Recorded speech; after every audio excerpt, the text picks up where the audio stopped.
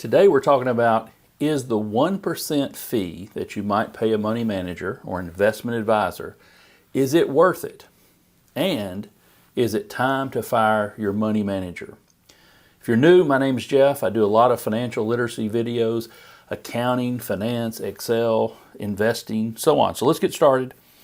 Let's see how this works. So let's say we have a beginning portfolio of $500,000 and we're going to run it for 20 years. Now, to be an investor is to think long term. You want to invest for the future, not for tomorrow, but for years down the road, for a year down the road or 20 years down the road. So let's do it over 20 years. Let's see what the true cost is.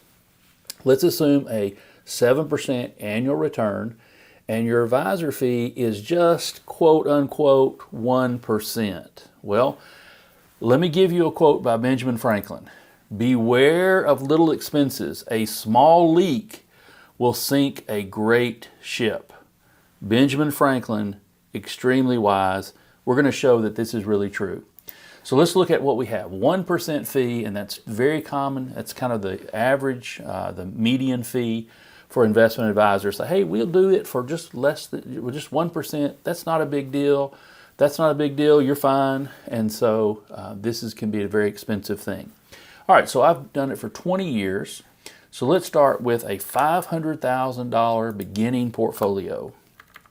And so then for year one, we have $500,000 to invest, and it's going to grow at 7%. So $500,000 times 1 plus the 7%.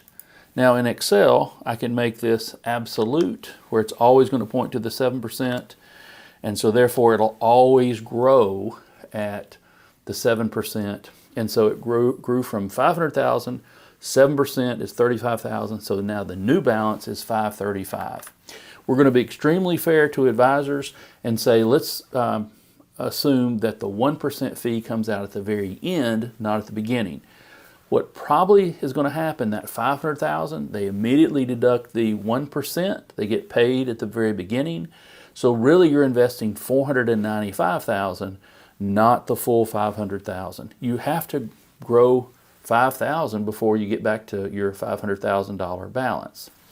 But to be extremely fair, let's just say it takes the 1% at the very end of the year. So $535,000 times 1%, we're going to make it absolute, and we're going to make that a negative number. So let's make it negative. So you know you got 500,000, it grows to 535. They take out 5350. So your net balance is going to be 535, and then minus the 5350, you're going to have 529,000. And you'll tell people, "Oh, my advisor is so great. I now have 530,000." Well, remember, advisors, they can't predict the market, right? The market has provided based on the returns that the market generates. So let's keep going. Let's do one more and we'll be able to copy it all the way down. So we'll take the 529 and the ending balance is going to be 529 times 1 plus the 7%, make it absolute, and so that will grow to 566. Well, the advisor fee is going to be 1% of that, and so 5,667. Now, one thing that is true, that the advisor might do a lot of things besides investment, advice, managing your portfolio. They could provide things like some estate or trust help or whatever, setting up accounts, talking to maybe family members or helping with an older parent or something like that. So there might be several things, but I'm just focusing on the investment returns. Okay? So what happens is we have 566 minus the 5,600, we're at 561. So now we should be able to copy everything down. And so we'll see at the very end, the very bottom, what we would have. You have 1,582,000. And you think, hey, this is great. And your advisor would typically say, hey, yeah, we provided you this return. This is fantastic, right? So remember, it's the market. No one knows what the market's going to do. And over the 20 years, the market has returned, we're assuming 7%. Okay, so here's what we want to calculate. With the advisor fee, how much do we start with? We started with $500,000. What is our ending balance? Well, our ending balance is $1,582,000. So you think, hey, that's fantastic. What is our annualized return? Well, it's not 7% because it's 7% minus the 1, so it's going to be close to 6%. So let's actually do the math on it. There's a function in Excel called RRI. So we can search for it here, RRI. I need the number of periods, which is 20. I need the present value, which is the beginning amount, and the future value, which is the ending amount. So what kind of rate of return did you get if you're the investor? Well, you got 5.93%, not as good as the 7, and not quite as good as 6%. So it's cost you, because of compounding, it's cost you a little more than 1%. Now, what is our beginning balance if we had no advisor fee?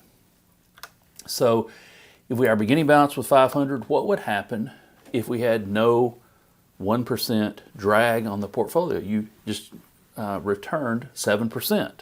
Well, we can do this. There's a future value function in Excel. Excel is awesome at doing things like this. The rate is going to be 7%. The number of periods is going to be 20. The payment, we're assuming no additional payments along the way. The present value. Now, one little trick we have to do is we have to make the present value negative. So therefore, the answer comes out to be positive. All right, so we end up with $1,934,000. Now here's what you should look at. These two numbers right here. This is what would have happened without the fee, and this is what you ended up with the fee. So let's calculate our rate of return. So RRI, the number of periods is 20. The present value is 500,000. The future value is 1.9 million. And so we assume a steady 7% annualized return. Now, a lot of people think, well, 7%, 6%, that's 1%. That's not a big deal. That's not a big difference. But let's look at a couple of different ways and find out the total fees and then the true cost. If we took the sum of all the advisor fees, then what we'd end up having is $195,000. Let me make it a negative, get rid of the negative and make it positive. So you can say, well, one way to look at it is all the advisor fees added up is $195,000. So it's about $200,000 total over 20 years. So the advisor made about $10,000 in fees. But look at the opportunity cost. The true cost, the opportunity cost, you could have had $1,934,000 and you end up with $1,582,000. This cost you $350,000. This costs you over 20 years, $352,000. Only 1% is like salesman's talk for, it's no big deal, don't worry about it. 1% is a big, big deal because you're only getting 7%, but it's risky, and they're getting a 1% guaranteed, a very safe 1% rate, and then they can invest over time. They have cost you $352,000. Now, you started with $500,000, and they have earned on you basically $352,000. Let's remind you what Ben Franklin said. Beware of little expenses. Beware of only 1%. A small leak will sink a great ship. My quote is, paying a broker for better returns is like paying a weatherman for better weather. It just doesn't happen. No one can predict the future. The broker fees just reduce your return, and they reduce your return dramatically, right? You're just hoping for an 8% return or a 9% return, 7% return, and they're getting an automatic 1% of that. Broker fees are great for the broker or the money manager or the financial advisor. They're not good for you. Now, you can all do it yourself with a 3-fund portfolio. I've got videos on the 3-fund portfolio. The cost is not 1%. The cost is going to be about 0.1%. And so one of the things you want to do is reduce your expenses. They're real cost out of your pocket.